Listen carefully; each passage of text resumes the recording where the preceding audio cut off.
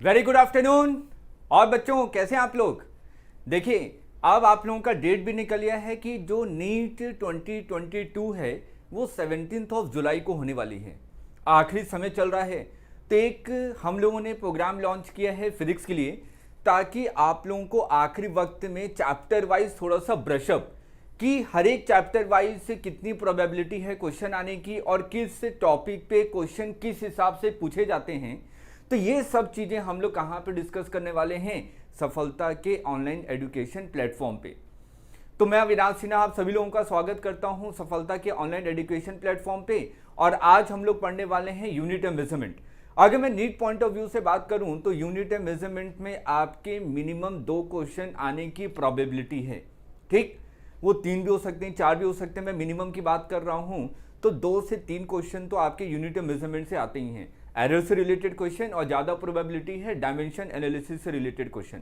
Vernier caliper और screw gauge length measurement के लिए हमारे पास 2 इंस्ट्रूमेंट होते हैं। तो उसमें जो प्रोबेबिलिटी जो नीट ने पिछले 10 सालों में पूछा है वो पूछा है आपका क्वेश्चन स्क्रू गेज से। लेकिन हम लोग यहाँ पे क्या करेंगे, दोनों के बेसिक कॉन्सेप्ट को देखेंगे और अगर बाई चांस कोई न्यूमेरिकल आता है तो उसे हमें कैसे टैकल करना है, कैसे उसको सॉल्व करना है, उन सब चीजों के बारे में सीखेंगे। ठीक,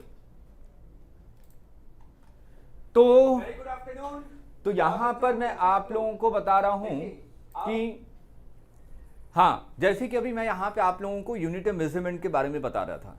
एक चीज और कि आप लोग जल्द से जल्द सफलता ऐप को इंस्टॉल कीजिए और अभी तक अगर आपने इस वाईटी सेशन को लाइक और सब्सक्राइब नहीं किया है तो फटाफट इसको लाइक सब्सक्राइब साथ साथ में शेयर जरूर कीजिए, ताकि ऐसे बहुत सारे बच्चे जो आखिरी वक्त में फिजिक्स में थोड़ा सा ब्रशअप चाहते हैं कि किन किन पॉइंट पे हम लोग ध्यान दें, तो उन तक भी ये नॉलेज मतलब कि ये इन्फॉर्मेशन पहुंच जाए कि हाँ, सफलता प्लेटफॉर्म पे ये सब चीज़ें करवाई जा रही हैं।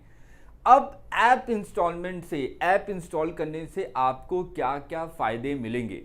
अगर आप ऐप में जाएंगे तो जो भी हमारा कंटेंट है वो आपको सिंक्रोनाइज्ड वे में मिलेगा कि हाँ 1 2 3 4 चैप्टर वाइज आपको चीज़ें वहाँ पे मिलेंगी।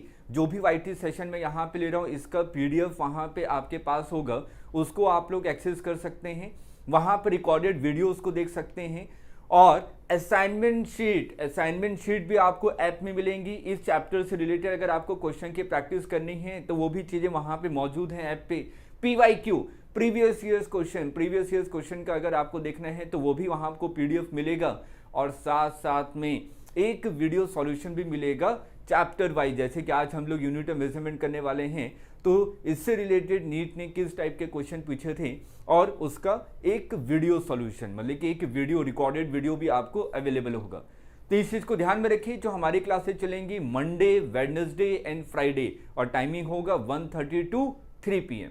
ठीक, वीकली 3 दिन आपको समय देना है और पर डे हम लोगों ने एक चैप्टर के लिए रखा है और हम लोग क्या करेंगे 30 डेज में आपका पूरा का पूरा कंप्लीट 30 चैप्टर्स करेंगे। ठीक है बच्चों? विवेक राजपूत, वेरी गुड आफ्टरनून। हाँ, तो मैं आप लोगों से बोल रहा हूं जल्द से जल्द इस सेशन को लाइक और सब्सक्राइब कीजिए, साथ साथ में शेयर जरूर कीजिए ताकि हर एक बच्चों तक ये इन्फॉर्मेशन पहुंच सके कि हाँ, सफलता पे आपकी फिजिक्स की स्पेशल क्लासेस चल रही हैं फॉर नीट 2020 क्रैश कोर्स। ठीक है, याद रखिएगा timing Monday, Wednesday and Friday 1:30 to 3 PM। और एक चीज और, सफलता ऐप को इंस्टॉल कीजिए। वहां पे अभी आपको मैंने बहुत सारे बेनिफिट्स बताए कि सफलता ऐप पे आपको इस लेक्चर के साथ साथ क्या क्या चीजें वहां पे मिलने वाली हैं, इसलिए उन सब चीजों को लेने के लिए आपको सफलता ऐप इंस्टॉल करना पड़ेगा। और एक चीज और, वहां पे जो इसका प्राइस है वो है 699। सफलता ऐप पे जब आप लोग नीट 2022 क्रैश कोर्स देखेंगे फिजिक्स तो वहां पे इसका प्राइस है 699। आप एक प्रोमो कोड लगाइए, एक कूपन लगाइए। कूपन क्या है? Avinash 100, AVINASH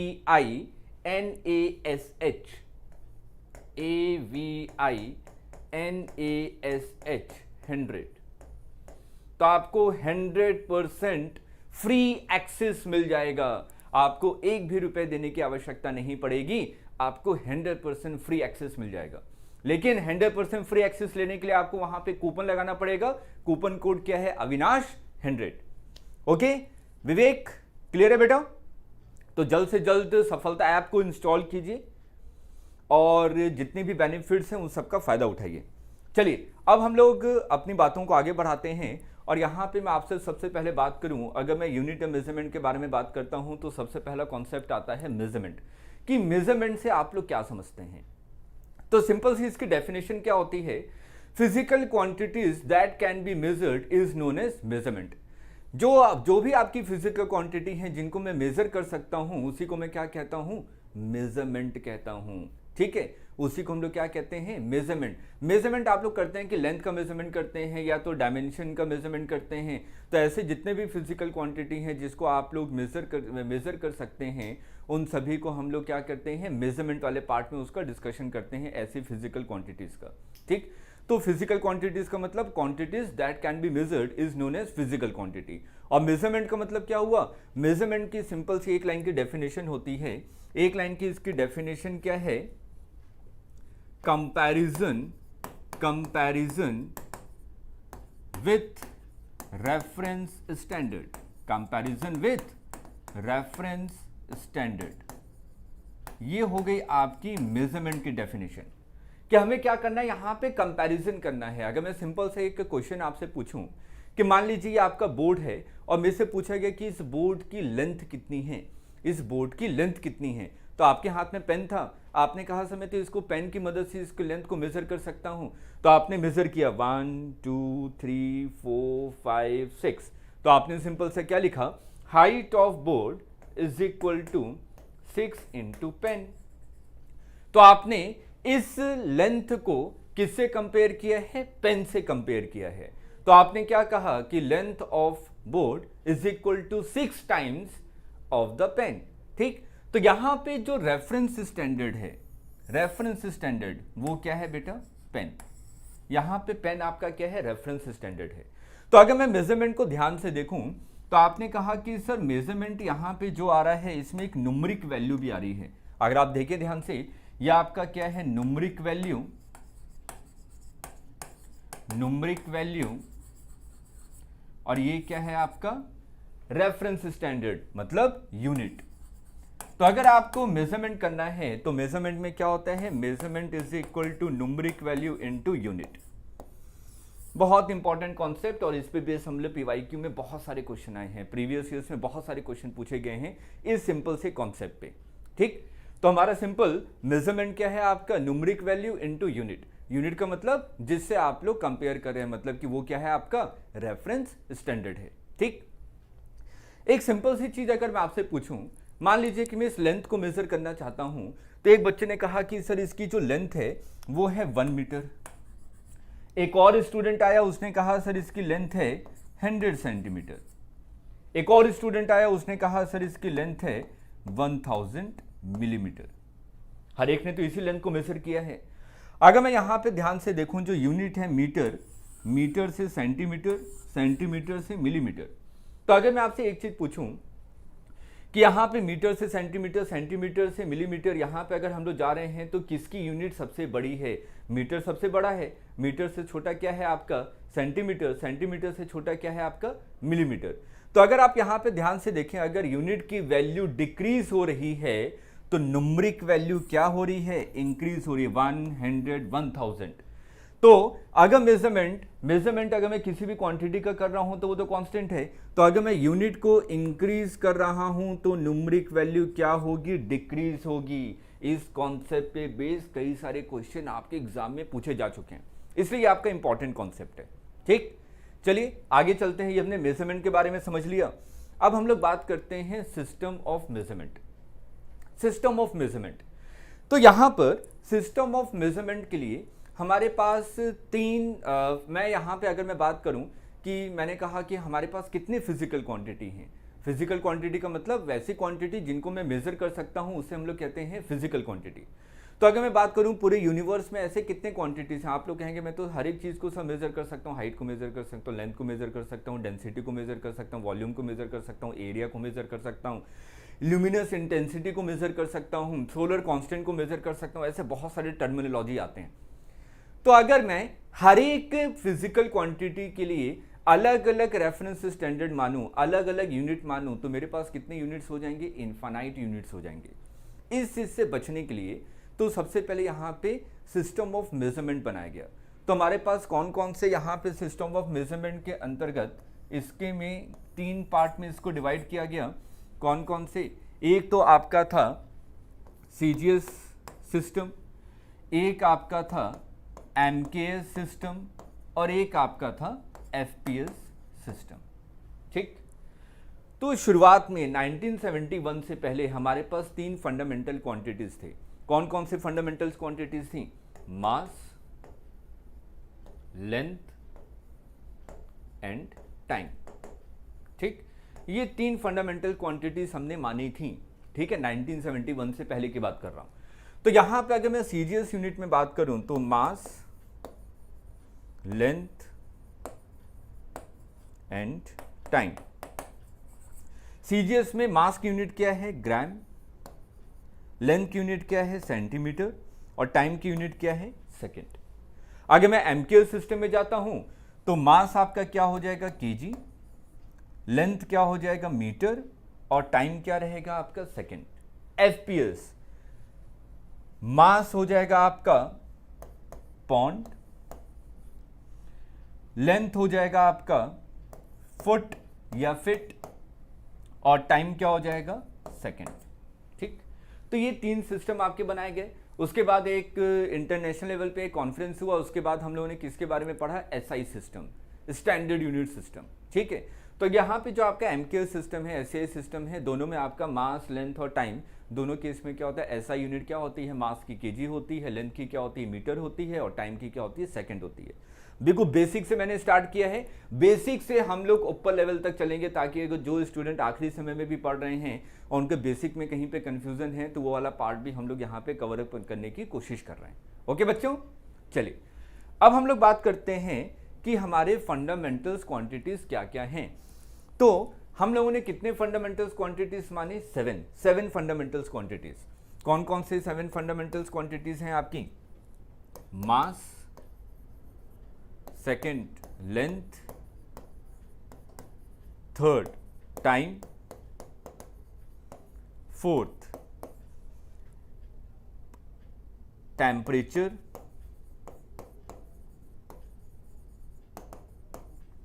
fifth current, sixth luminous intensity,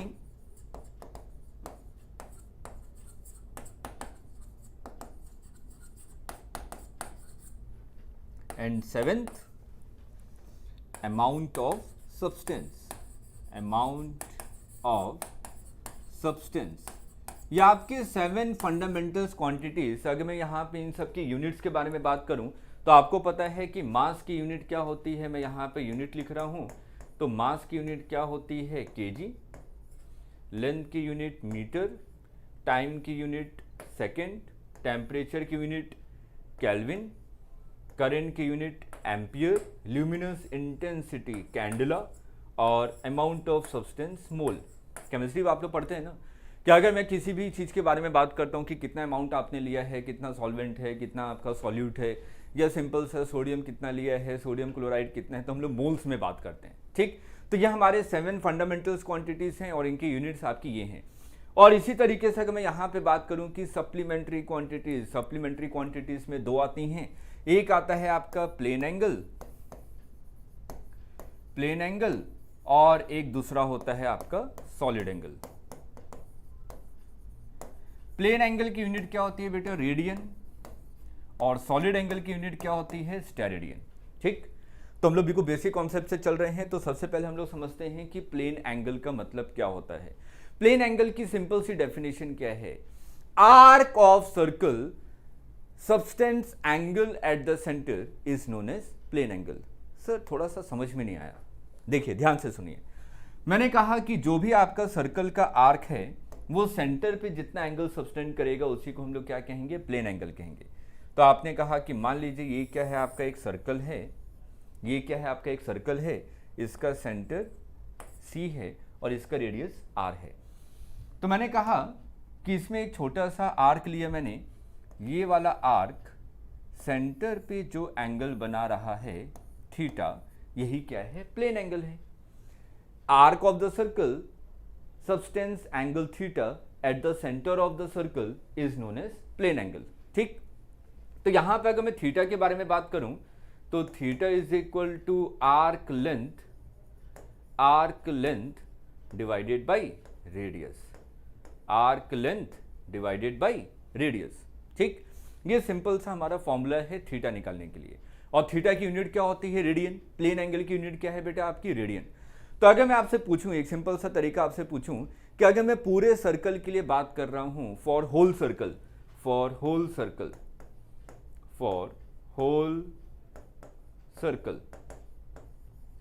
पूरा सर्कल कितना एंगल बनाएगा? तो आपने कहा पूरा सर्कल कितना एंगल बनाएगा? Theta is equal to arc length कितनी हो जाएगी? 2 pi R divided by R. तो आपने कहा ये कितना बना रहा है? 2 पाई रेडियन। और डिग्री में आपको पता है 360 डिग्री, तो सिंपल सा कॉन्सेप्ट आपने निकाला, pi radian is equal to 180 degree. तो यहाँ पे हम लोग रेडियन और डिग्री में कन्वर्जन के लिए वाला फॉर्मूला यूज करेंगे, pi radian is equal to 180 degree. और प्लेन एंगल की सिंपल सा फॉर्मूला है arc length divided by radius. अब हम लोग आगे चलते हैं। अब यहां पे छोटे छोटे क्वेश्चन आपसे पूछे जा सकते हैं कि सॉलिड एंगल के बारे में बताइए कि हाँ सॉलिड एंगल क्या होता है। तो सॉलिड एंगल का मतलब क्या होता है कि मान लीजिए कि एक बड़ा सा स्फीयर है, एक हॉलो स्फीयर है। नमस्ते बेटा, NEET aspirants, very good afternoon. तो यहां पे हम लोग बात कर रहे हैं सॉलिड एंगल के बारे में। तो सॉलिड एंगल को समझिए, ये कॉन्सेप्ट कई लोगों को जल्दी समझ में नहीं आता, लेकिन हम लोग फटाफट इसको समझेंगे। और क्योंकि इस सॉलिड एंगल के कॉन्सेप्ट पे हम लोग इलेक्टिव स्टेट में कुछ अच्छे क्वेश्चन की प्रैक्टिस करेंगे, इसलिए मैं यहाँ पर आपको सॉलिड एंगल के बारे में थोड़ा सा बता रहा हूँ। ठीक है, अगर मैं सॉलिड एंगल के बारे में बात कर रहा हूँ तो मान लीजिए ये क्या है? आपका एक स्फीयर है, एक गोला है। ठीक, और मैं स्फीयर के सेंटर पे खड़ा हूँ और एक मैंने छोटा सा एक शेडेड पोर्शन ले लिया स्फीयर पे, और मैंने कहा ये जो एरिया सेंटर पे एंगल बना रहा होगा, ये जो स्फीयर पे छोटा सा एरिया सेंटर पे एंगल बना रहा होगा, उसको मैं क्या कहता हूं? Solid angle. बेटा फुल एक्सपेरिमेंट होगा बेटा। ठीक है, आपका पूरा सिलेबस करवाऊंगा फर्स्ट चैप्टर से लेके लास्ट चैप्टर तक। ठीक है, हाँ चलिए, तो अब हम लोग यहां पे बात करते हैं। अच्छा हर्ष, हाँ क्या पूछना चाह रहे हैं हर्ष? आराम से अच्छे से चैट पे मैसेज करके पूछिए। ठीक है, चलिए अब हम लोग यहाँ पे बात करते हैं सॉलिड एंगल के बारे में। तो सॉलिड एंगल का जो कॉन्सेप्ट है, अभी मैंने आपको बताया सॉलिड एंगल का कॉन्सेप्ट क्या है। ये स्फीयर का छोटा सा पार्ट है, स्मॉल एरिया। ये एरिया सेंटर पे जितना एंगल सबटेंड करेगा वही क्या है? आपका सॉलिड एंगल। वही क्या है? आपका सॉलिड एंगल।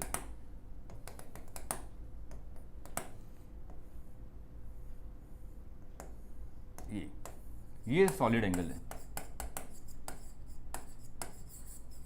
और सॉलिड एंगल के बारे में बात करूं तो सॉलिड एंगल को हम लोग सिंपल ओम जैसे लिखते हैं, रो, वैसे उससे डिनोट करेंगे यहां पे ओम वाले सिंबल से। और ये होता है आपका एरिया ऑफ सेगमेंट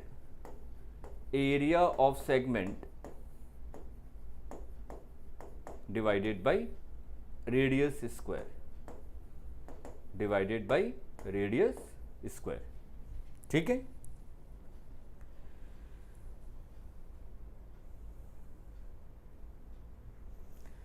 हर्ष आपकी जो क्लासेस होंगी फिजिक्स की Monday, Wednesday and Friday 1:30 to 3 PM।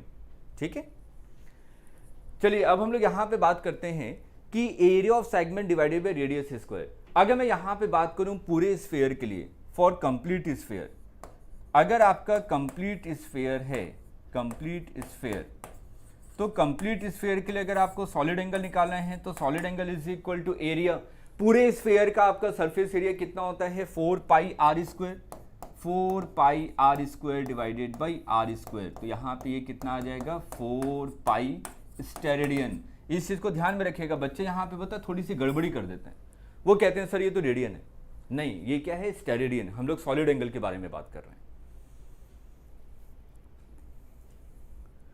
हाँ बेटा, यहां पर आपको मैंने स्टार्टिंग में बताया कि हम लोग यहाँ पे कॉन्सेप्ट उसके बाद क्वेश्चन की प्रैक्टिस, और आप लोगों को अगर PYQ प्रीवियस ईयर्स क्वेश्चन की PDF प्रैक्टिस क्वेश्चन पेपर, ठीक है, चैप्टर वाइज चाहिए, और उसके बाद अगर आपको वीडियो सॉल्यूशन देखना है कि हाँ कैसे आपके क्वेश्चन पूछे गए हैं नीट में पिछले 10 सालों में, 15 सालों में, तो उसका वीडियो सॉल्यूशन, इन सभी चीज़ों के लिए आपको क्या करना पड़ेगा, सफलता का ऐप इंस्टॉल करना पड़ेगा। वहाँ पे जाइए, वहाँ पे नीट 2022 का आपका क्रैश कोर्स का एक सेगमेंट है, उसको क्लिक करेंगे और वहाँ पे उसको परचेज करने के लिए आपको एक प्रोमो कोड डालना है अविनाश 100।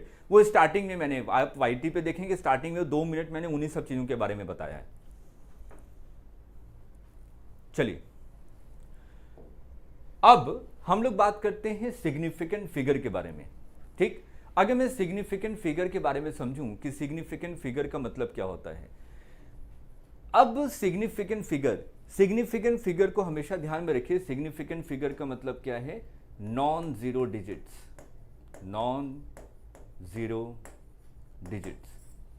बहुत इंपॉर्टेंट कॉन्सेप्ट है, इस पे बेस्ड आपके क्वेश्चन पूछे गए हैं एग्जाम में।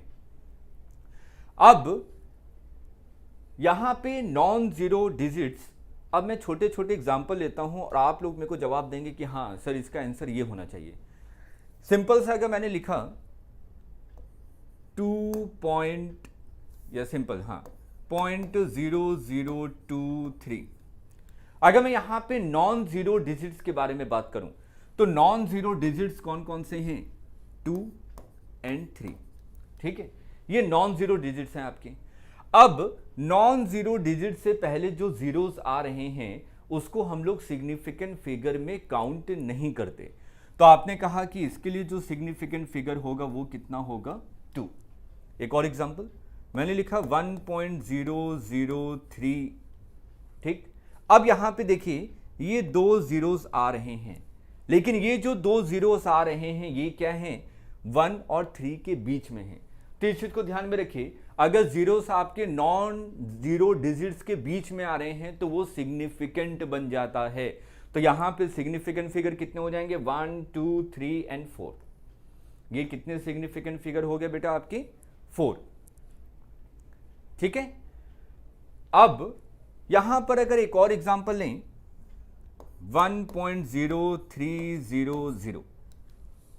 ठीक है, अब देखिए ध्यान से, यहां पर आपने कहा सर ये वाला जीरो तो 2 नॉन जीरो के बीच में आ रहा है, 1 और 3 के बीच में ये जीरो है। तो अभी आपने बताया था कि अगर नॉन जीरो डिजिट के बीच में अगर कोई जीरो आ रहा है तो वो क्या हो जाएगा, सिग्निफिकेंट हो जाएगा। तो ये तो सिग्निफिकेंट हो गया। एक चीज और ध्यान में रखनी है, अगर जीरोस आपके नॉन जीरो के बाद आ रहे हैं, जैसे 3 के बाद ये 2 जीरोस आ रहे हैं, तो ये भी क्या हो जाएगा आपका, सिग्निफिकेंट बन जाएगा। तो यहां पे total number of significant figure कितने हो गए, 1, 2, 3, 4 और 5। तो यहां पे आपके सिग्निफिकेंट फिगर कितने हो गए बेटा, 5 हो गए। ठीक, अब मैंने लिखा 0.00200। अगर मैं यहां पे आपसे पूछूं कितने सिग्निफिकेंट फिगर हैं, तो आपने कहा कि सर ये नॉन जीरो डिजिट है 2। ठीक, 2 से पहले जितने भी जीरोस आ रहे हैं वो आपके सिग्निफिकेंट नहीं हैं, लेकिन 2 के राइट हैंड साइड में जितने भी जीरो आएंगे वो क्या होंगे, सिग्निफिकेंट होंगे। तो यहां पे total number of significant figure कितने हो जाएंगे, 3। ठीक, एक और एग्जांपल लेते हैं। मैं सिंपल से अगर आपसे पूछूं, मैंने लिखा 2 × 10⁻², 2.0 × 10⁻3, इसमें सिग्निफिकेंट फिगर कितने हैं। तो आप लोग कहेंगे सर ये सिग्निफिकेंट फिगर हैं, 2 के बाद अगर आपका जीरो आ रहा है तो वो सिग्निफिकेंट फिगर में काउंट होगा। तो यहां पे सिग्निफिकेंट फिगर कितने हो जाएंगे, 2। 10 की पावर में जो आपके जा रहे हैं ये सिग्निफिकेंट फिगर में काउंट नहीं होते, इसे हम लोग क्या कहते हैं, ऑर्डर। अगर ये सिंपल सा डिजिट अगर आपको लिख के दे दिया जाए और आपसे पूछा जाए फाइंड आउट द ऑर्डर, कि इसका ऑर्डर क्या है, तो आप लोग क्या कहेंगे बेटा, इसका ऑर्डर क्या है आपका, 3 है। एक ऐसा क्वेश्चन आपके, जब आपका AIPMT होता था उस समय ये ऐसा क्वेश्चन पूछा गया था, speed of light, find out the order in speed of light. Speed of light में आप लोग ऑर्डर को फाइंड आउट कीजिए।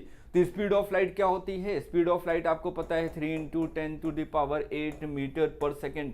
तो यहां पर अगर मैं ऑर्डर के बारे में बात करूं तो इसका ऑर्डर क्या हो जाएगा 8, 10 की पावर। ठीक है सर, फर्स्ट में 3 सिग्निफिकेंट फिगर क्यों नहीं है?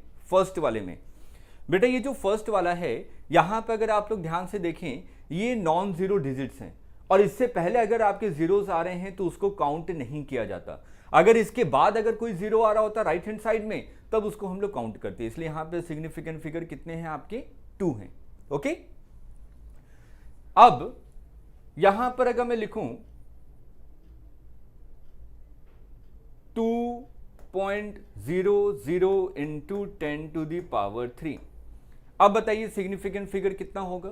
तो आपने कहा कि सर इसमें सिग्निफिकेंट फिगर कितने होंगे? 3 होंगे। 10 की पावर आपके सिग्निफिकेंट फिगर में काउंट नहीं होते, तो आपने सिंपल से लिखा इसके कितने सिग्निफिकेंट फिगर हैं? 3 हैं। तो ये तो हमने देख लिया, क्योंकि फर्स्ट में 2 से पहले 0 आए हैं, so they are not significant. NEET aspirants, very good बेटा, बिल्कुल सही। ठीक है, तो ये हमने सिग्निफिकेंट फिगर के बारे में देख लिया। अब एक कॉन्सेप्ट आता है राउंडिंग ऑफ का, उसके बाद मैं आपको एडिशन, मल्टीप्लिकेशन और डिवीजन पे एक एक छोटे छोटे क्वेश्चन करवा दूंगा कि हाँ कैसे इन सब चीजों को ध्यान में रखना है। अब देखिए अगर मैं राउंडिंग ऑफ के बारे में बात करूं, राउंडिंग ऑफ, कि आपको राउंड ऑफ करना है, तो देखिए राउंड ऑफ कैसे किया जाता है। मैंने कहा क्वेश्चन हमारा क्या है, up to 3 significant figure, up to 3 significant figure मेरे को राउंड ऑफ करना है कितने सिग्निफिकेंट फिगर तक? 3 सिग्निफिकेंट फिगर तक, यहां तक मेरे को राउंड ऑफ करना है। पहला क्वेश्चन मैंने लिया, मैंने लिखा 2.32798, ये लिया। आपको पूछा जा रहा है 3 सिग्निफिकेंट फिगर, तो 3 सिग्निफिकेंट फिगर तो बेटा ये हो जाएंगे 2.32। मेरे को 3 सिग्निफिकेंट फिगर तक राउंड ऑफ करना है। इसके बाद वाला क्या है? 798। जितने डिजिट्स हैं उतने 1 के आगे 0 लगा दीजिए, तो मतलब कि 1 1 2 3, 1000 हो गया। 1000 का 50%, इसका 50% कितना हो जाएगा? 500। अब यहां पे ध्यान से देखिए, ये जो 798 है क्या वो 500 से बड़ा है? हाँ, अगर वो 50% से बड़ा है तो हम लोग यहाँ पे क्या करेंगे? +1 ऐड करेंगे, तो यहाँ पे राउंड ऑफ आंसर कितना हो जाएगा? 2.33। क्लियर है बच्चों यहां तक सभी को? वेरी गुड, नीट एस्पिरेंट्स, बहुत अच्छे बेटा। एक बार आप अपना नाम भी बता दीजिए। सेकंड मैंने एग्जांपल लिया 2.3523। अब यहां पे सिग्निफिकेंट फिगर मेरे को कितने चाहिए? 3 चाहिए। इसका आगे क्या है? 23। 1 के आगे 2 0 लगा दीजिए। 100, 100 का 50% कितना हो जाएगा आपका? 50। ये क्या है? 50 से छोटा है। 23 क्या है आपका बेटा? 50 से छोटा है। अगर 50 से छोटा है तो वो एज इट इज रहेगा, तो इसका फाइनल आंसर कितना हो जाएगा? 2.35। ये फाइनल आंसर हो गया। ठीक, श्रेयस, वेरी गुड श्रेयस। देखिए श्रेयस कंटिन्यूअसली बिल्कुल सही आंसर दे रहे हैं, बहुत अच्छे बेटा। अब हम लोग थर्ड एग्जांपल में आते हैं, एक और एग्जांपल लेते हैं। मैंने आपसे कहा, मान लीजिए 3.565, ये एग्जांपल लिया। 3 सिग्निफिकेंट फिगर कितने हो जाएंगे? 3.56। ये क्या है? 5 है, तो आपने कहा 1 के आगे एक 0 लगाया, इसका 50% कितना हो जाएगा? इसका 50% हो जाएगा 5। तो ये कौन सा एग्जांपल हो गया? एग्जैक्ट 50%। अगर ये एग्जैक्ट 50% है तो हम लोग इससे पहले वाले डिजिट को देखते हैं। तो ये जो 6 है ये इवन है कि ऑड है? इवन है। अगर ये इवन होगा तो एज इट इज आंसर रखना है, तो आंसर कितना हो जाएगा? 3.56। एक और एग्जांपल ले लेते हैं। मैंने कहा 2.495। ठीक, ये कितने सिग्निफिकेंट फिगर? 3 तक चाहिए मेरे को। ठीक है, ये 3 तक ले लिया मैंने। और यहां पे 5 के बारे में बात करूं तो ये क्या है? एग्जैक्ट 50% है, एग्जैक्ट 50% है। और इससे पहले वाला डिजिट, इससे पहले वाले डिजिट के बारे में बात करूं 2.835, हाँ ये ले लिया। अब यहां पे ये क्या है, एग्जैक्ट 50% है। इससे पहले वाला डिजिट क्या है, 3। 3 आपका इवन है कि ऑड है, ऑड। अगर ऑड है तो इसमें हम लोग क्या करेंगे, +1 ऐड करेंगे, तो कितना आंसर हो जाएगा, 2.84। तो ये हम लोगों ने राउंडिंग ऑफ देख लिया कि राउंडिंग ऑफ आपका क्या होगा, कि हमें किन किन चीज़ों पे आपको ध्यान में रखना है। 50% से ऊपर है तो +1 ऐड करना है, 50% से नीचे है तो एज इट इज। एग्जैक्ट 50% है तो अगर इवन है उससे पहले वाला नंबर तो आपको एज इट इज रखना है। अगर आपका ऑड है तो उसमें हमें क्या करना है, +1 को ऐड कर देना है। अब मैं सिंपल सा क्वेश्चन आपसे पूछूं जो आपके एग्जाम में भी पूछा गया था। मैंने आपसे पूछा multiplication and division rule. Multiplication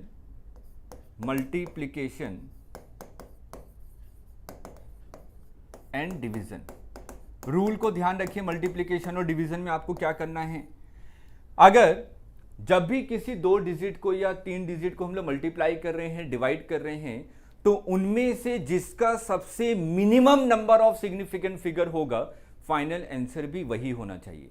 ठीक है, फाइनल आंसर भी क्या होना चाहिए बेटा, वही होना चाहिए। देखिए कैसे इस चीज को ध्यान में रखेंगे। मैंने कहा ये आपका है 1.1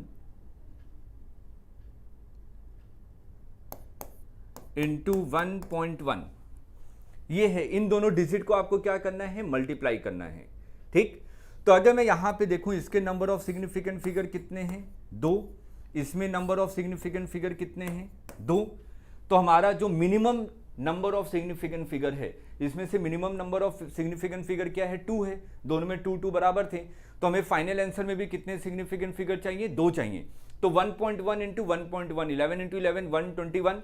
तो आपने सिंपल सा लिखा 121, पॉइंट 2 डिजिट, ये हो गया 1.21। लेकिन हमें फाइनल आंसर में कितने सिग्निफिकेंट फिगर चाहिए, 2 चाहिए। तो आपने कहा कि यहां तक 2 चाहिए। तो ये जो 1 है ये क्या है, लेस देन 50% है। लेस देन 50% होगा तो एज इट इज आंसर हो जाएगा। तो आपने लिखा इसका फाइनल आंसर क्या हो जाएगा, 1.2। 1.2 क्लियर है बेटा सभी को।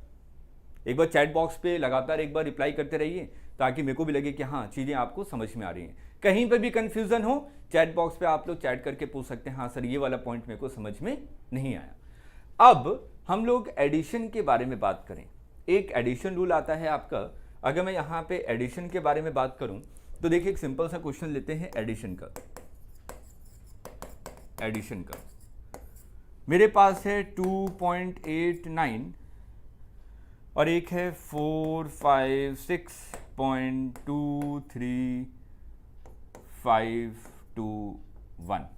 इन दोनों डिजिट को मेरे को क्या करना है, ऐड करना है। आपने सबसे पहले ऐड कर लिया 5 2 1 9 3 12 1 11 1 9 5 4। अब जब हम लोग ऐड करते हैं तो डेसिमल के बाद वाले चीजों को काउंट करते हैं। पहले वाले में डेसिमल के बाद कितने हैं, 2। दूसरे में डेसिमल के बाद कितने हैं, 5। तो फाइनल आंसर में क्या लेना है, जो मिनिमम है। मिनिमम कौन सा है, 2। इसका मतलब हमें आंसर यहां तक लेना है। डेसिमल के बाद कितने डिजिट तक जाना है आपको, 2 तक। तो इसको राउंड ऑफ करना पड़ेगा। ये जो 521 है ये क्या है बेटा, ग्रेटर देन 50%। ये ग्रेटर देन 50%। तो हम लोग यहां पे क्या करेंगे, +1 ऐड करेंगे। तो फाइनल आंसर आपका क्या हो जाएगा, 459.13। This is the final answer.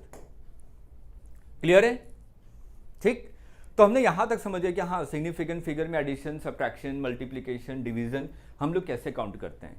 एक चीज आपको और ध्यान में रखनी है। अगर मैंने कहा कि एक एग्जैक्ट नंबर आपको दिया हुआ है, मैंने सिंपल सा आपसे क्वेश्चन पूछा कि एग्जैक्ट नंबर आपको दिया हुआ है। एग्जैक्ट नंबर क्या है, 23। ये सिंपल सा दिया और मैंने पूछा कि इस एग्जैक्ट नंबर में सिग्निफिकेंट फिगर कितना है, तो आपका आंसर क्या होगा, इनफाइनाइट। याद रखिएगा एनसीईआरटी में इसको बकायदा लिखा हुआ है, for exact number significant figure is infinite. तो इसके लिए सिग्निफिकेंट फिगर कितना हो जाएगा आपका, इन्फिनिटी। एग्जैक्ट नंबर के लिए सिग्निफिकेंट फिगर कितना हो जाएगा, इन्फिनिटी।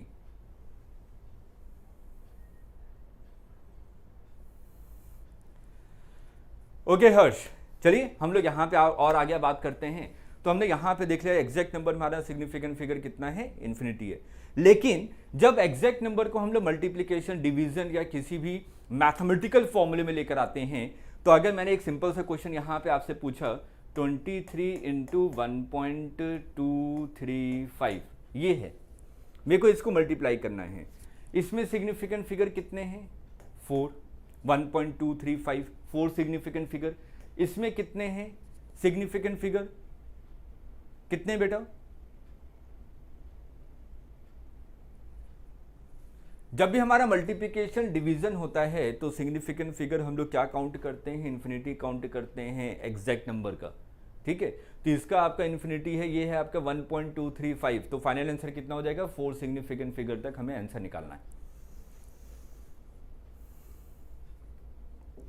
चलिए हमने राउंडिंग ऑफ देख लिया, अब फटाफट आगे चलते हैं। एरर हमें ही पता है, जैसे कि मैंने कहा कि एक लेंथ को आप लोग मेजर कर रहे हैं, ठीक, या मैं सिंपल एमीटर को यूज कर रहा हूं और मान लीजिए उसमें कितनी करंट फ्लो करी है। एक सर्किट है जिसमें करंट आपकी कितनी फ्लो कर रही है, एक सर्किट है, इस सर्किट में आपकी करंट फ्लो हो रही है 2 एम्पियर।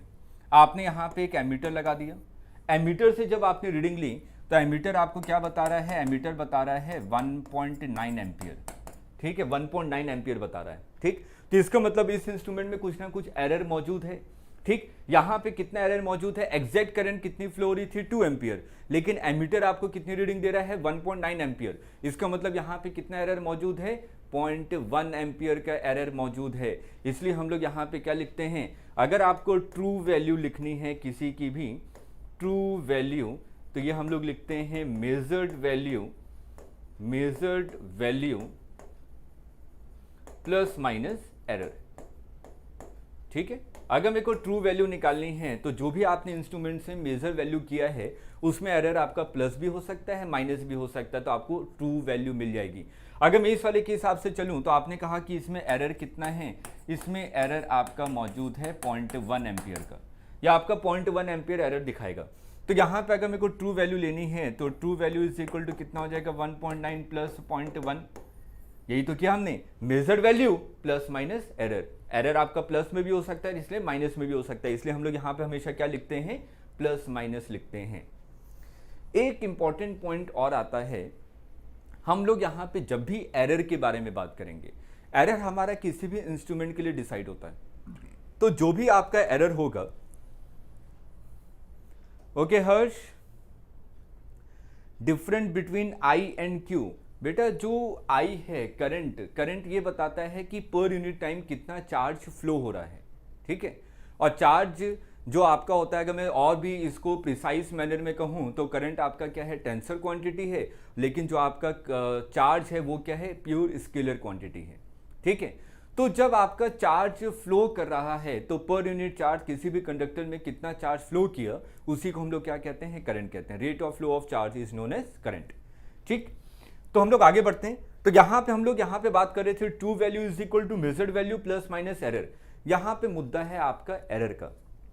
एरर को ध्यान से समझिए, किसी भी इंस्ट्रूमेंट के लिए जो एरर होता है वो हम लोग हमेशा क्या लिखते हैं, मैक्सिमम पॉसिबल एरर, कि कोई भी इंस्ट्रूमेंट कितना मैक्सिमम एरर दे सकता है, हमेशा वो चीज यहां पे लिखी जाती है, हमेशा वो चीज यहां पे लिखी जाती है। तो इसका मतलब अगर मैं यहां पे सिंपल सा अगर आपसे बोलूं कि मेरे पास कोई इंस्ट्रूमेंट है और उससे मैंने एक लेंथ को मेजर किया और लेंथ इज इक्वल टू क्या आ रहा है आपका 6.7 प्लस माइनस 0.1 सेंटीमीटर, ये है, ये रीडिंग है मेरे पास, ठीक। तो यहां पे मैंने क्या बताया, ये जो 0.1 है, ये जो आपने 0.1 लिखा है, ये एरर तो बता रहा है, लेकिन ये कौन सा एरर बता रहा है, maximum possible error in the instrument, in the instrument में कितना मैक्सिमम एरर होने की संभावना है, कितनी पॉसिबिलिटी है, वही क्या है, हमेशा ये लिखा जाएगा, ठीक। इस चीज को हमेशा आप लोगों को ध्यान में रखना है। जब भी हम लोग कोई सी भी रीडिंग लिखते हैं तो 6.7 प्लस माइनस 0.1, तो 0.1 क्या बता रहा है कि जो भी आपका मीटर स्केल है उसमें मैक्सिमम एरर की पॉसिबिलिटी क्या है, ठीक। अब जो भी इंस्ट्रूमेंट आपके पास, मैंने कहा कि जाइए एक दुकान से स्केल खरीद के ले आइए। आप गए दुकान से स्केल खरीद के ले आए, लेकिन आप एक इंजीनियर बन चुके हैं। अगर आप एक इंजीनियर बन चुके हैं तो ऐसे ही जाके कोई भी चीज़ सामान उठा के लेके नहीं आएंगे। आप हमेशा ये देखेंगे कि उसमें कितनी पॉसिबिलिटी है एरर की। दुकान वाले से हमेशा पूछते हैं कि सर भैया इसमें बताना इसमें एरर की पॉसिबिलिटी कितनी है। वो बोलेगा इसमें एरर की पॉसिबिलिटी 5% है, इसमें 10% है, इसमें 20% है। तो आप हमेशा ये देखेंगे कि मैं उस इंस्ट्रूमेंट को लूँ जिसमें एरर की पॉसिबिलिटी कितनी है, आपकी मिनिमम है। तो इसलिए हमें ध्यान में रखना है, जितने भी क्वेश्चन हम लोग यहाँ पे सॉल्व करेंगे तो जो फॉर्मूला अभी मैं लिखवाने वाला हूँ वो फॉर्मूला कब वैलिड होगा, जब मैक्सिमम एरर पॉसिबिलिटी कितना हो, परसेंटेज एरर पॉसिबिलिटी कितना हो, लेस देन और इक्वल टू 5%।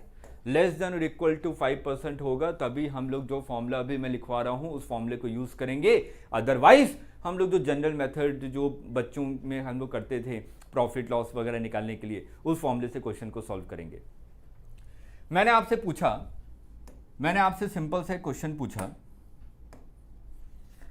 ये रीडिंग दे दी, ठीक है, ये रीडिंग आपको दे दी मैंने, ठीक, और आपसे मैंने पूछा कि इस स्केल से मिनिमम कितनी लेंथ मेजर कर सकता हूं। Find out the length of the object that can be measured by this scale. इस स्केल की रीडिंग दे दी आपको, ठीक है, स्केल की रीडिंग आपके सामने है, लेकिन क्वेश्चन क्या पूछा गया, आपको यह बताना है कि इस स्केल की मदद से मिनिमम कितनी लेंथ को मेजर कर सकता हूं, ठीक। तो बच्चा बोलता है अरे इस स्केल की मदद से कितनी लेंथ को मेजर कर सकते हैं, तो बहुत आसान सा है। मैंने अगर ऑप्शन दिया आपको, पहला ऑप्शन है आपका 1 सेंटीमीटर, दूसरा ऑप्शन है 2 सेंटीमीटर, तीसरा ऑप्शन है 4 सेंटीमीटर, ठीक है, और चौथा ऑप्शन है आपका 0.1 सेंटीमीटर। तो मैक्सिमम बच्चे क्या करते हैं, इस फोर्थ वाले को मार्क कर देते हैं, है ना, बोलते हैं सर मैं तो जो मीटर स्केल यूज करता हूं उसमें तो 1 डिवीजन की वैल्यू 0.1 सेंटीमीटर होती है, तो इसका मतलब मैं तो उससे मिनिमम यहां पे इससे यही मेजर कर सकता हूं। लेकिन अभी मैंने आपको एक चीज बताई कि जब भी हम लोग किसी इंस्ट्रूमेंट के बारे में बात करते हैं तो उससे मैक्सिमम पॉसिबल एरर क्या होना चाहिए, 5 या उससे कम होना चाहिए, तभी उस इंस्ट्रूमेंट को यूज करेंगे, अदरवाइज यूज नहीं करेंगे। तो यहां पर अगर मैंने कहा कि मान लीजिए जो भी स्केल आप यूज कर रहे हैं, इस वाले स्केल को यूज कर रहे हैं, तो यहां पे कितनी एरर की मैक्सिमम पॉसिबिलिटी 5%।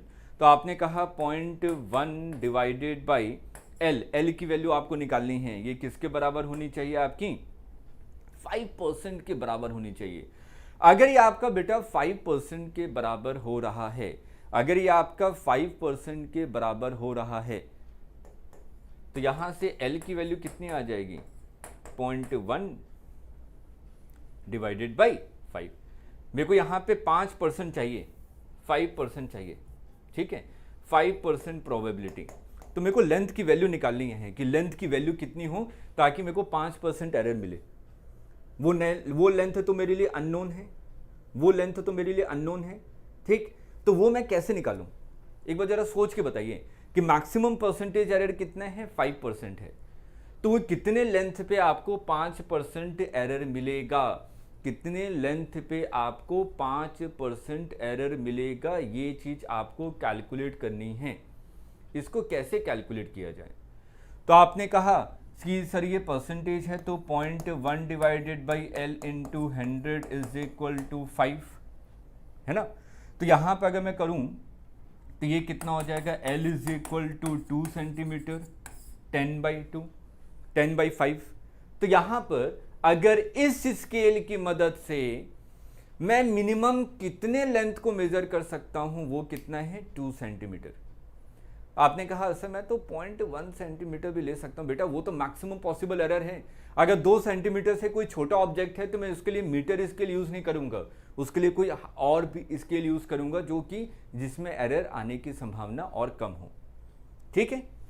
चलिए, तो हमने यहां पे बात कर ली इसके बारे में। एक फॉर्मूला आप लोगों को बता रहा था, आपने कहा कि अगर a is equal to X की पावर a, y की पावर b और z की पावर c है, तो relative error in a delta a by a is equal to a delta x by x plus b delta y by y plus c delta z by z।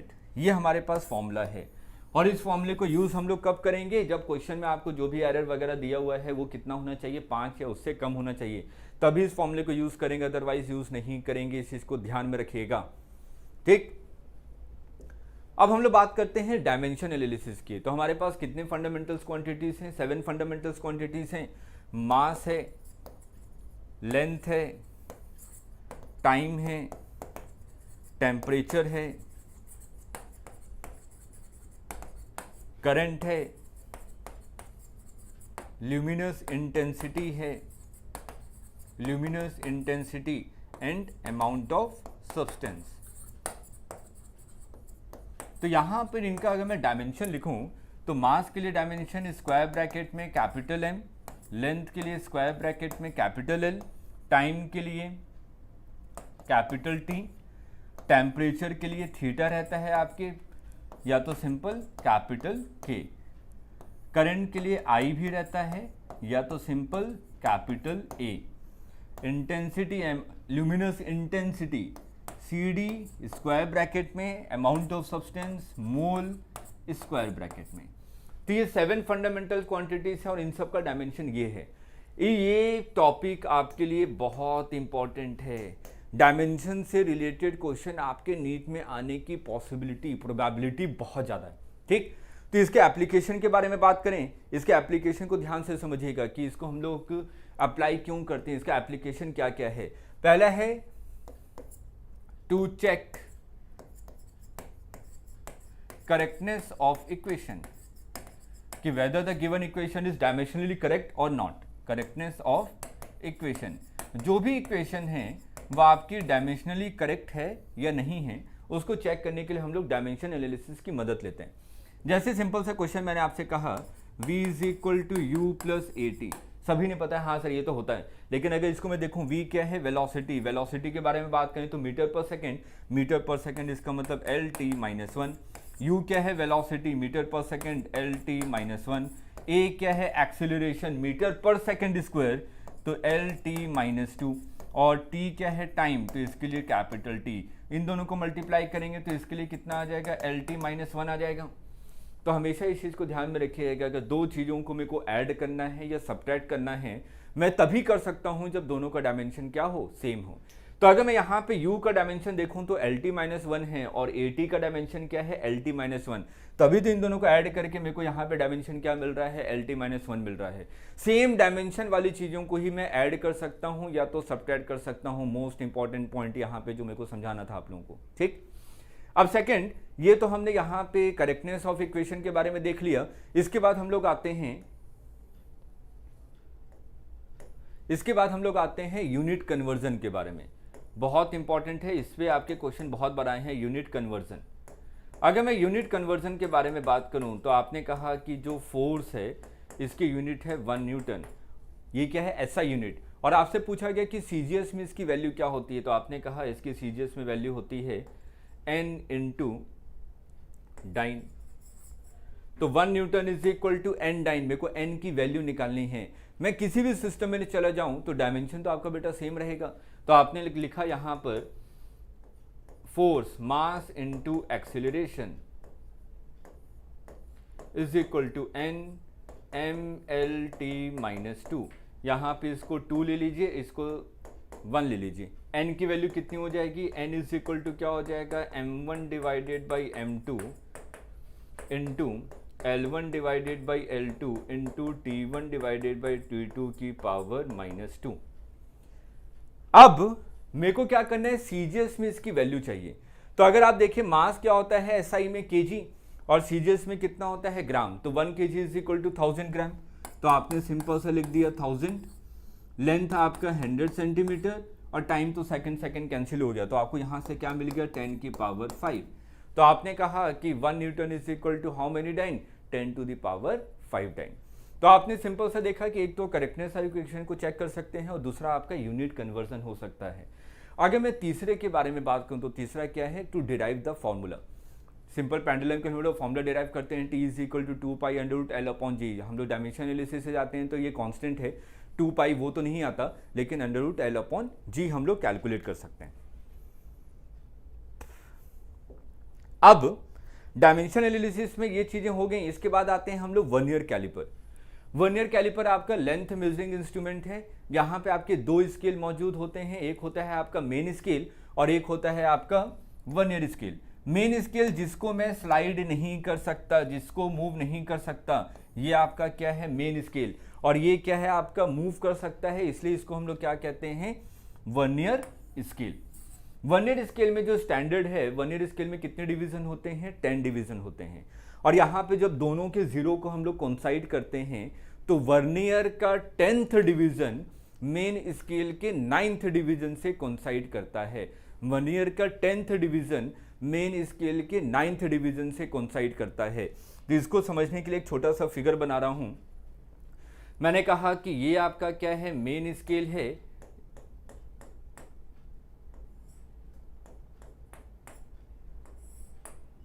ये main scale है, main scale, और यहां पे क्या है आपका vernier scale, ये vernier scale है।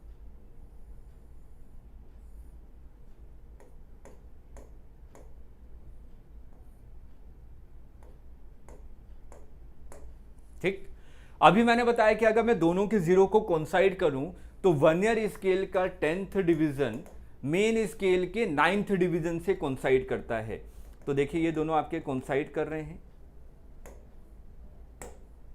ये आपके कोइंसाइड कर रहे हैं। मैंने कहा कि इसके एक डिवीजन की वैल्यू कितनी है, मान लीजिए x है, और इसके एक डिवीजन की वैल्यू कितनी है, 0.1। दोनों की लेंथ तो बराबर होगी ना, मेन स्केल में और वर्नियर स्केल में।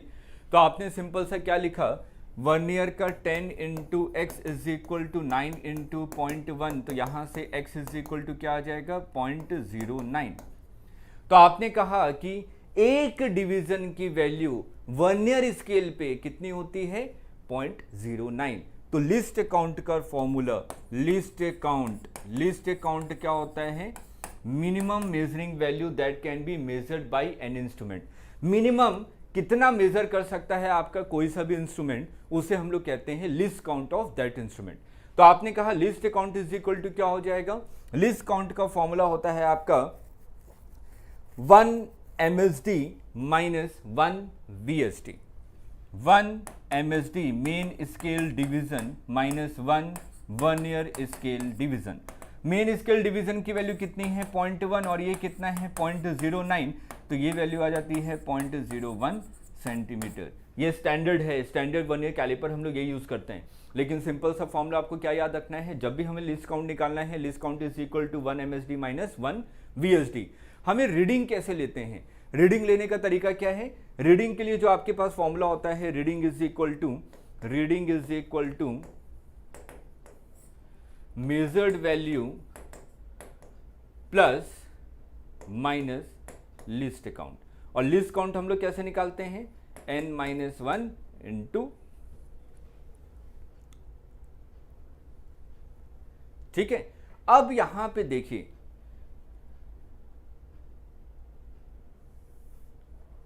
Measured value plus minus n-1 into list count. ठीक, अब यहां पे मेरे को रीडिंग निकालनी है।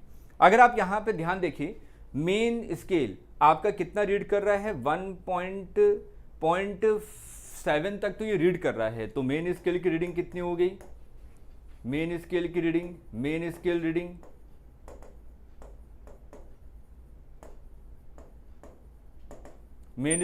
कितनी हो गई, 0.7 प्लस माइनस कौन सा डिवीजन कोइंसाइड कर रहा है। तो अगर मैं यहां पे ध्यान से देखूं, ये वाला डिवीजन मेन स्केल और वर्नियर स्केल में कोइंसाइड कर रहा है। तो वर्नियर का कौन सा डिवीजन, 1 2 3 4 5, वर्नियर का 5th डिवीजन, तो 5 माइनस 1। ठीक, तो 5 माइनस 1 करूं तो यहां पे कितना आ जाएगा आपका 4 इंटू लिस्ट अकाउंट कितना हो जाएगा, 0.04। तो ये वैल्यू कितनी हो जाएगी, 0.04। तो ये आ जाएगा 0.74, फाइनल आंसर। ठीक है, चलिए अब हम लोग क्वेश्चन की प्रैक्टिस करते हैं कि हमारा किस टाइप के क्वेश्चन आपके पूछे जाते हैं और हमें किस हिसाब से उसकी प्रैक्टिस करनी है। फटाफट हम लोग आते हैं क्वेश्चन पे। अगर मैं यहाँ पे क्वेश्चन को देखूं तो पहले क्वेश्चन पे ध्यान दीजिए। पहला क्वेश्चन क्या है आपका, पहला क्वेश्चन आपसे पूछा जा रहा है the most accurate reading of the length 6.28 centimetre long fibre is. Most accurate reading कौन सी होगी? एक्यूरेट रीडिंग किसकी होगी? जिसमें एरर सबसे कम हो। और किसका एरर सबसे कम नजर आ रहा है आपको? किसका एरर सबसे कम नजर आ रहा है? फटाफट यहां पे अगर हम लोग करके देखें तो 6.28 माइनस 6.28 माइनस 6 कितना हो जाएगा? 0.28। सेकेंड वाले में देखें 6.28 माइनस 6.5 ये कितना हो जाएगा आपका? इसको अगर हम लोग यहाँ पे एरर के बारे में बात करें तो 6.5 तो ये हो जाएगा 2 और ये हो जाएगा 2 मतलब कि 0.22। थर्ड वाले में देखें 6.28 माइनस 5.99 ये कितना हो जाएगा? 8 1 9 और इधर 1 1 2 0.29। इस वाले के लिए 0.29 और फोर्थ वाले के लिए कितना हो जाएगा? 6.0 हाँ 0.28। अब यहाँ पे सबसे कम एरर किस में आ रहा है? सबसे कम एरर किस में आ रहा है? 0.22 ना। जिसका एरर सबसे कम होगा वही क्या होगा? हाईली एक्यूरेट होगा। तो इसका मतलब विच वन इज करेक्ट? 6.5। 6.5 क्या है आपका? हाईली एक्यूरेट है। 6.5 इज हाईली एक्यूरेट। अमित मैं अच्छा हूं बेटा, आप कैसे हैं? Next question. आगे इस वाले क्वेश्चन पे अगर आप लोग ध्यान से देखें तो देखिए ये वाला क्वेश्चन आपसे क्या पूछ रहा है। A far off planet is estimated to be at a distance of d from the Earth if its diametrically opposite axis subtend an angle theta and observatory is situated on the Earth, the approximate diameter of the planet। अब यहाँ पे हम लोग क्या करते हैं? Parallax method use करते हैं किसी भी फार पॉइंट ऑब्जेक्ट की डिस्टेंस मेजर करने के लिए। आपने कहा कि एक्सट्रीम सबटेंड थीटा, हाँ ये प्लैनेट कितना है? कैपिटल डी डिस्टेंस पे है। कैपिटल डी डिस्टेंस पे है अर्थ से। If it is diametrically opposite axis subtend an angle theta at an observer situated on the earth, approximate diameter of the planet. ये प्लैनेट है, आप यहां पे खड़े हैं तो ये डायमीटर से अगर आप देखें तो ये कितना एंगल आप में बना रहा है? थीटा एंगल बना रहा है। ये मान लीजिए डायमीटर क्या है? Small D. ये डिस्टेंस कितनी है? Capital D. तो यहाँ पे theta is equal to arc upon radius. ये प्लैनेट बहुत दूर है, इस चीज को ध्यान में रखिएगा। ये प्लैनेट क्या है? बहुत दूर है। तो ये जो डायमीटर है अप्रोक्सीमेटली आर्क लेंथ के बराबर होगा। तो theta is equal to arc divided by radius capital D. तो डी इज इक्वल टू क्या हो जाएगा? Capital D into theta. तो which option is correct? Third option is correct.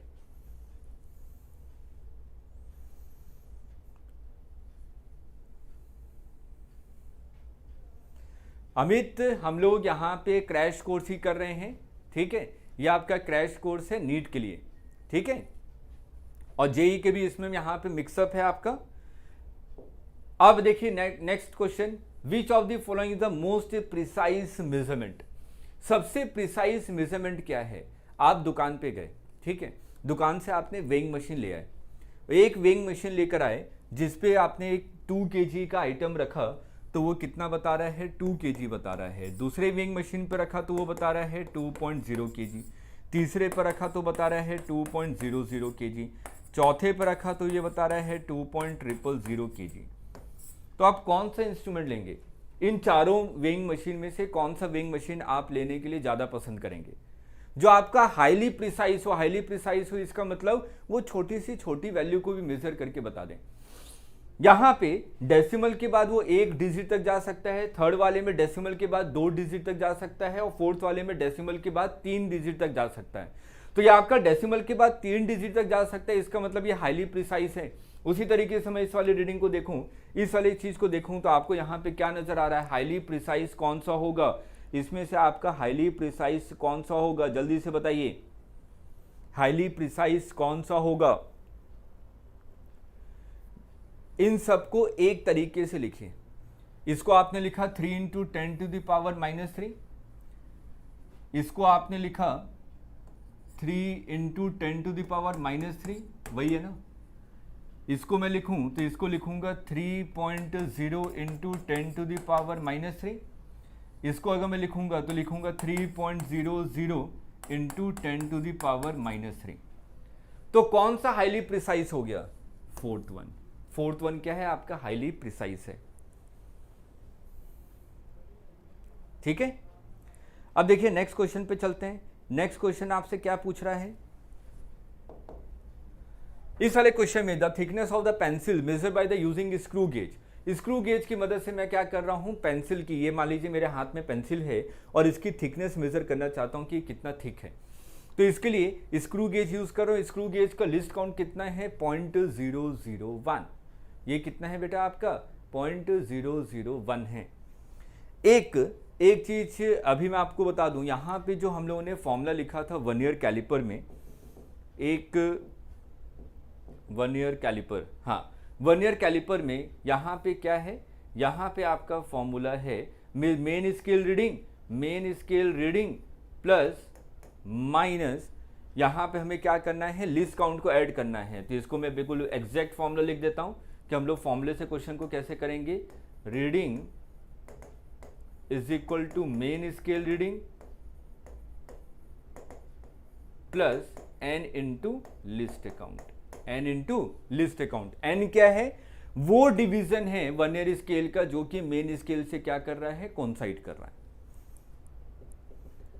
अब इस वाले क्वेश्चन पे आते हैं जो हम लोग कर रहे थे, the percentage error in the measurement. तो परसेंटेज एरर इसका मतलब क्या? Delta L by L into 100, यही परसेंटेज एरर है। तो आपसे यहाँ पे बोल रहा है कि लिस्ट अकाउंट मिनिमम, मतलब कि ये कितना है? डेल्टा L की वैल्यू दी है 0.001 डिवाइडेड बाई L कितना है आपका? L की वैल्यू दी है 0.802 इंटू 100। इसको आप सॉल्व कीजिए। इसको जब आप सॉल्व करेंगे 1 डिवाइडेड बाई 8 अप्रॉक्सीमेटली आपको कितना दे देगा? 0.12 समथिंग। इसका मतलब 0.125%। Next, the percentage error in the measurement of the voltage. Voltage में परसेंटेज एरर कितना दिया हुआ है? 3%। मतलब कि डेल्टा V अपॉन V आपको दिया हुआ है 3।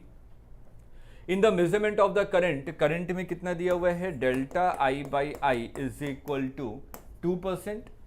Percentage error in the measurement of the resistance. तो मेरे को यहाँ पे रेजिस्टेंस का फॉर्मूला अगर मैं यहाँ पे जानूँ तो मेरे को R इज इक्वल टू पता है V अपॉन I। अब जनरलाइज फॉर्मूला लगाएंगे तो delta R upon R is equal to delta V upon V plus delta I upon I। तो देखिए डेल्टा V अपॉन V कितना दिया हुआ है? 3, और डेल्टा I अपॉन I कितना दिया है? 2। तो 3 प्लस 2 बेटा कितना हो जाएगा? 5%। तो maximum possible error in measurement of the resistance will be equal to 5%। Which option is correct? Fourth option is correct. ठीक है, सूरज एक बार कैलकुलेशन देखिएगा बेटा, एक बार कैलकुलेशन देखिए, शायद आपने गड़बड़ किया है क्या, इसलिए आपका बी ऑप्शन आ रहा है। अब आते हैं नेक्स्ट क्वेश्चन पे। सूरज किस क्वेश्चन के लिए कह रहे हैं? बी वाला। किस क्वेश्चन के लिए कह रहे हैं? इस वाले क्वेश्चन के लिए कि इससे प्रीवियस वाले क्वेश्चन के लिए? ये वाला 1 डिवाइडेड बाई 8। बेटा 1 डिवाइडेड बाई 8 में 2 तो कभी नहीं आ सकता। 1 डिवाइडेड बाई 8 1 से स्टार्ट होगा, 0.1 समथिंग। तो 0.1 में यही ऑप्शन नजर आ रहा है 125। इससे पहले वाला बोल रहे थे क्या? अच्छा, इसमें आप बी ऑप्शन कह रहे हैं। बी ऑप्शन क्यों होगा? मैंने कहा कि हाईली प्रिसाइज का मतलब क्या है? बेटा एग्जैक्ट क्वेश्चन बताइएगा तब मैं आपको बता पाऊंगा, क्योंकि यूट्यूब में थोड़ा सा डिले जाता है सेशन। ठीक है, मैं आगे बढ़ चुका हूं और आप शायद अभी बी ऑप्शन बता रहे हैं, तो मेरे को थोड़ा सा पता नहीं चल रहा कि किस क्वेश्चन के लिए आप बी बता रहे हैं सूरज।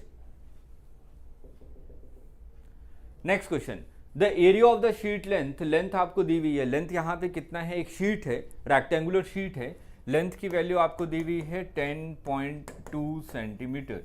विड्थ आपको दिया हुआ है 6.8 centimetre. Address up to proper number of significant figure. Area निकालना है, तो एरिया इज इक्वल टू बेटा क्या होता है? Length into breadth. ठीक, तो अगर मैं यहाँ पे इन दोनों को मल्टीप्लाई करूँ, तो अगर मैं यहाँ पे 10.2 इंटू 6.8 करता हूँ, 10.2 इंटू 6.8 यह आता है आपका 69.36। लेकिन लिखने का तरीका क्या है, लिखना तो ऐसे ही है ना आपको, a plus minus delta A, तो मेरे को डेल्टा ए की वैल्यू निकालनी पड़ेगी। तो डेल्टा ए में कैसे निकालूंगा, delta A by A, formula लगा रहा हूं जो आपको बताया था ना, a is equal to X to power a Y to the power b divided by Z to the power c is equal to a delta X upon X plus b delta Y upon Y plus c delta z upon z।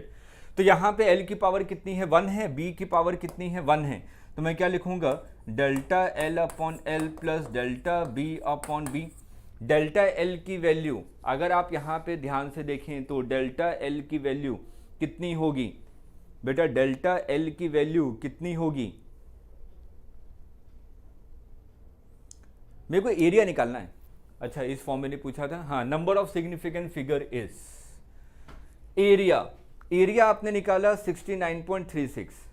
इधर आते हैं, question में ये पूछा, इस form में नहीं पूछा जा रहा, ऑप्शन आपको ये दिए हुए हैं 69.36। इसमें सिग्निफिकेंट फिगर कितने हैं, 3, इसमें कितने हैं, 2, तो फाइनल आंसर में भी कितने सिग्निफिकेंट फिगर होने चाहिए, 2, तो 2 अगर होंगे तो 69, 36 क्या है, 50% से छोटा है, तो एज इट इज होगा, इसका मतलब 69 centimetre square. Third option is correct. Very good Suraj, बहुत अच्छे। नेक्स्ट क्वेश्चन, यहां पे दिया हुआ है कि स्फीयर है, स्फीयर का रेडियस आपको दिया हुआ है, स्फीयर का रेडियस आपको दिया हुआ है r is equal to 2.6, r is equal to 2.6 plus minus 0.1।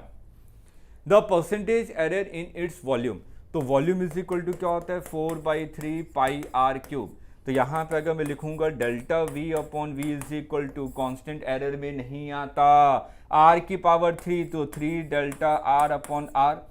Delta r आपको कितना दिया हुआ है, 0.1 डिवाइडेड बाई r की वैल्यू कितनी है, 2.6 into 100%। Which option is correct, third option is 3 into 0.1 divided by 2.6, second option is correct. ठीक है, सेकेंड ऑप्शन यहां पर आपका बिल्कुल करेक्ट है। इसके बाद देखिए नेक्स्ट क्वेश्चन, नेक्स्ट क्वेश्चन आपसे क्या पूछा जा रहा है,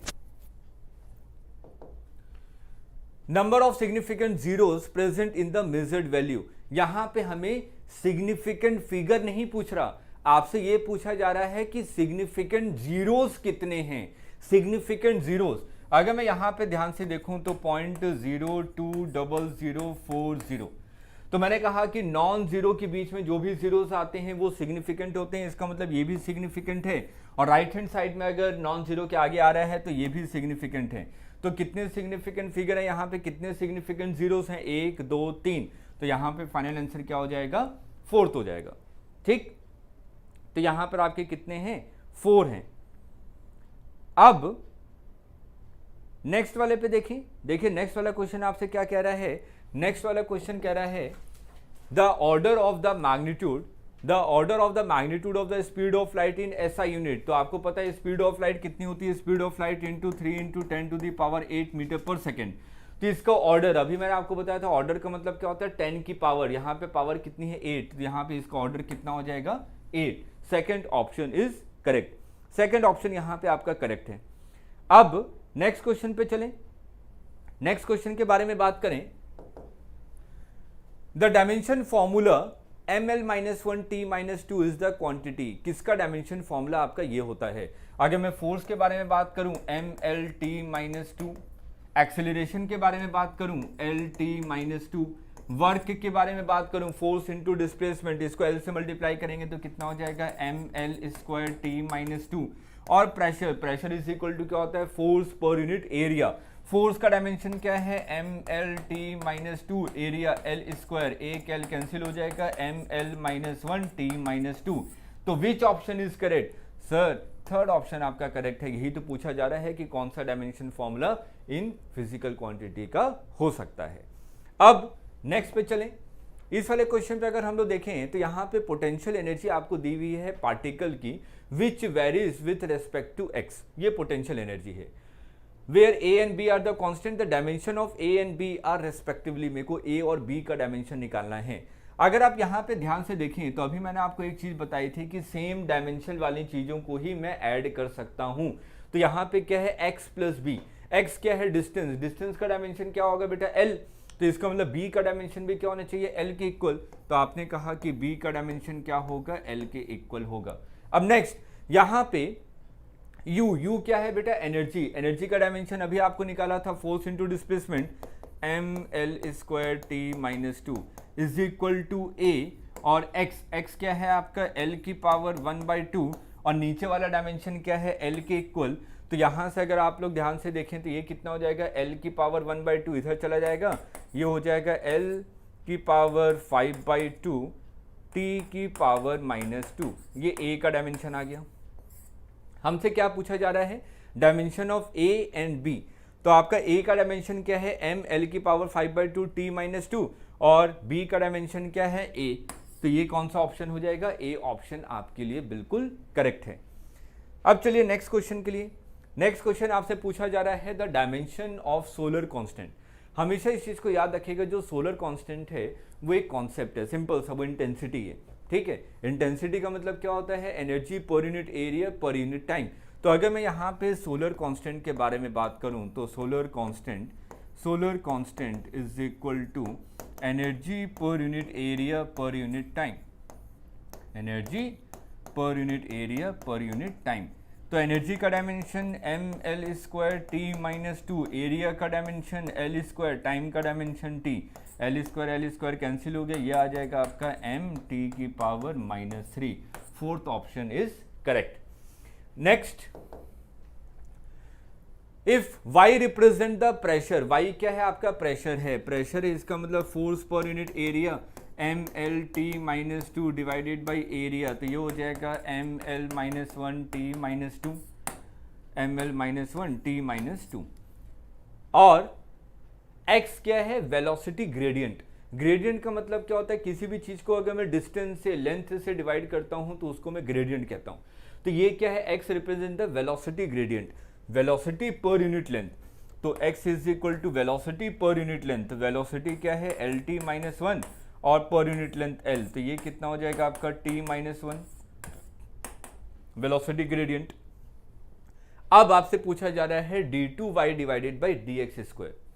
यहां पे ध्यान से, इसमें कई सारे बच्चे यहां पे उधर डिफरेंशिएशन पे आ जाते हैं, और उनको लगता है कि इधर डिफरेंशिएट करो तो फाइनल आंसर हमारा क्या आना चाहिए। सिंपल इस वाले टर्म को देखिए, ऊपर क्या है, y है, और नीचे क्या है, x² है। ठीक है, तो y का डायमेंशन हमें पता है, y का डायमेंशन है ml-1 t-2 और डिवाइडेड बाई x², x का डायमेंशन पता है, तो ये कितना हो जाएगा, t-2, ये कैंसिल हो गया, तो ये कितना आ जाएगा आपका ml-1। तो which option is correct, ml-1, third option is correct, t की पावर 0। नेक्स्ट क्वेश्चन तो देखें, the unit of length velocity force are doubled. हमने क्या किया, लेंथ वेलोसिटी और फोर्स की यूनिट को क्या कर दिया, डबल कर दिया।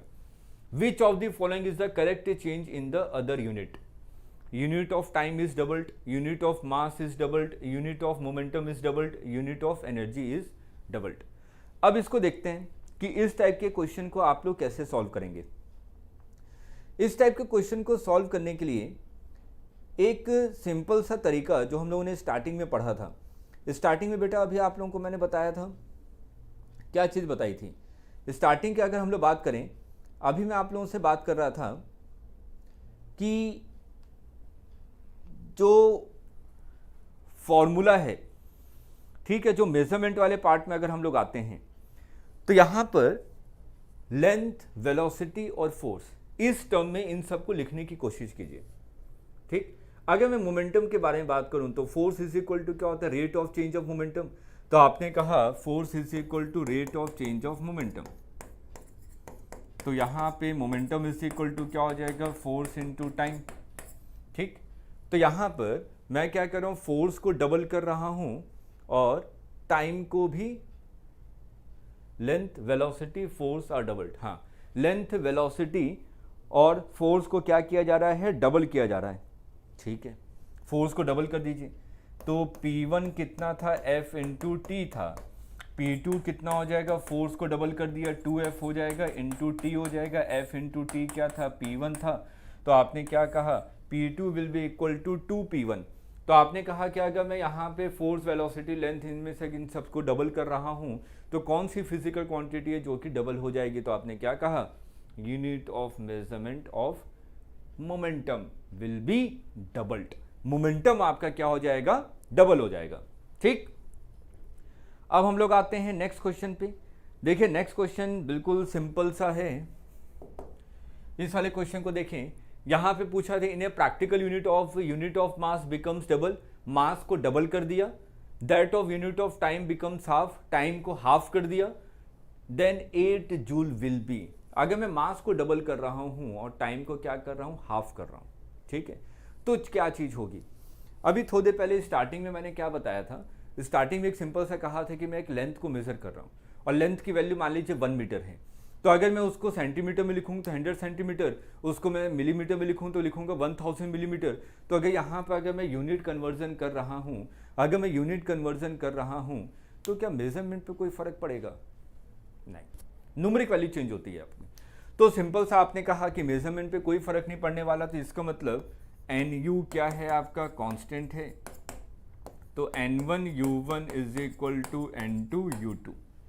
ठीक है, इस कॉन्सेप्ट को आपको अप्लाई करना है।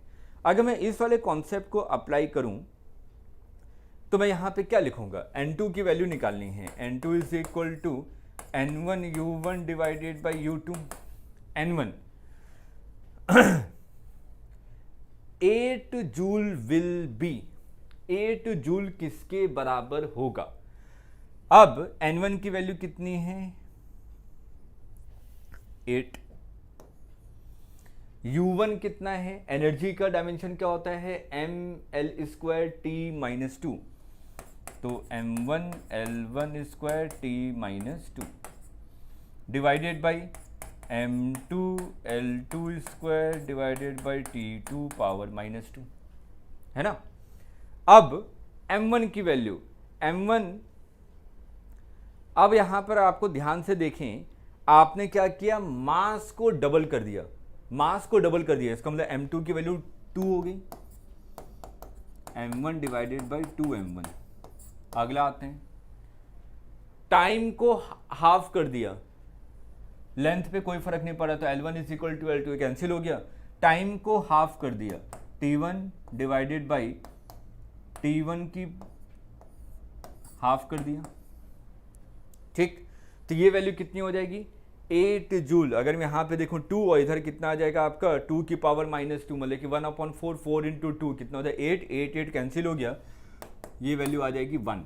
तो सिंपल सा आपने क्या कहा, 8 जूल इन न्यू सिस्टम, उसकी वैल्यू कितनी हो जाएगी, 1। ठीक है, 1 यूनिट के बराबर हो जाएगी। ठीक है, तो सिंपल से हम लोग करते हैं ना, force is equal to 1 newton is equal to 10⁵ dyne, उसी कॉन्सेप्ट से हमने यहाँ पे इसको यूटिलाइज किया। देखिए सूरज आ गए हैं वापस, तो यहाँ पे कौन सा ऑप्शन करेक्ट हो गया आपका, थर्ड ऑप्शन करेक्ट हो गया। अब हम लोग आगे चलते हैं, इस वाले क्वेश्चन में देखें, इस टाइप के क्वेश्चन बेटा एग्जाम में पूछे जाते हैं, इस टाइप के क्वेश्चन पूछे जाते हैं। यहाँ पे ध्यान से देखिए, यहाँ पर आपसे पूछा गया कि एक क्वांटिटी है जिस पे हम लोग क्या कर रहे हैं, एक नया सिस्टम बनाया, ई डेंसिटी और पावर को आपने फंडामेंटल यूनिट्स माने हैं।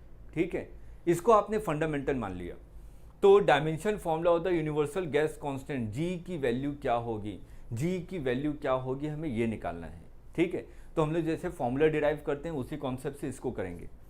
तो अगर मैं सबसे पहले यहाँ पे बात करूं, ई एनर्जी की यूनिट क्या होती है, एनर्जी इज इक्वल टू होता है mL²T-2। ठीक, उसके बाद डेंसिटी का मतलब क्या है, मास पर यूनिट वॉल्यूम L-3। और पावर का मतलब क्या होता है, energy per unit time, power क्या है बेटा आपका, एनर्जी पर यूनिट टाइम, तो mL²T-3।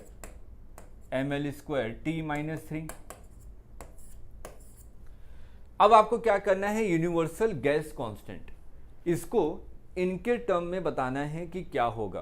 तो आपने सिंपल सा लिखा, universal gas constant will be equal to E की पावर A, B की पावर D की पावर E की पावर A, D की पावर B और P की पावर C। मेरे को नहीं पता, ठीक है, ये चीज आपको निकालनी है। ठीक, अब E की वैल्यू क्या थी, नेक्स्ट स्लाइड पे आ जाते हैं, थोड़ा लिखने में आसानी होगी। G इज इक्वल टू ई की पावर A D की पावर B एंड डेंसिटी, और एक और टर्म क्या था आपका, पावर, P की पावर C। एनर्जी के डायमेंशन क्या था, mL² T-2 की power A। Density mass per unit volume power C, और power energy per unit time.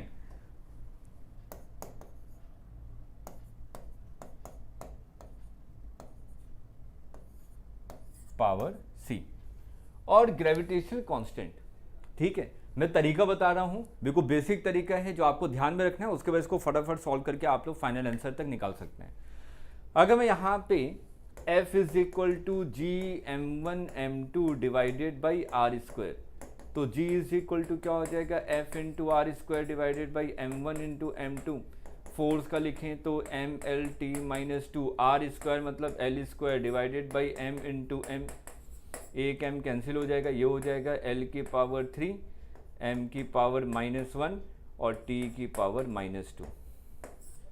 इसको यहाँ पे पुट कर दीजिए, m की पावर -1,